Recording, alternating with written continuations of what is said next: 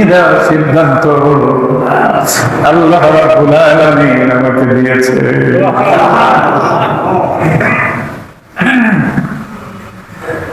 আমাকে বলেছে আমি তোমাকে আলের সঙ্গে নিয়ে নিতাম।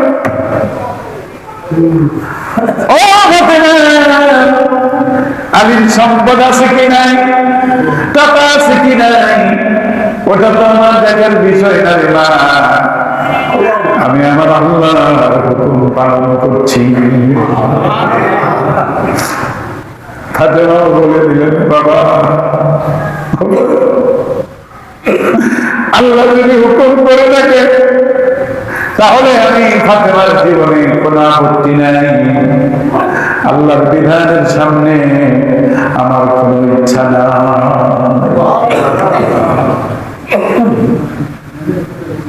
কিন্তু আজকের দুনিয়া কোথায় চলে গেছে?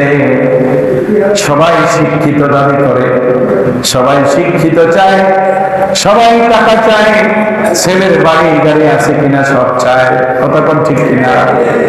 এরপরে বিয়ে দিলে এইটা সিদ্ধান্ত নেয় ছেলে আমেরিকা প্রবাসী কিনা, ছেলে ইটালি থাকে কিনা, বড় ব্যবসায়ী কিনা, বড় চাকরিজীবী কিনা, ছেলের ডিগ্রি আছে কিনা, এটাই চায়। কিন্তু এটা বলে না ছেলেটা নামাজি কিনা, তাকওয়া কিনা, তার দাড়ি আসেনি, তার ভিতরে ইলম আসেনি, নামাজিনি, অন্তত আল্লাহর দাসত্বকারী বান্দার কাছে যদি মেয়েকে অর্পণ করে দেওয়া যায় তাহলে এই দুনিয়াতেও আপনি মুক্তি পেয়ে যাবেন, আখিরাতেও ওই নেককার সন্তানের কারণে আপনার মাথায় নূরের টুপি উঠবে।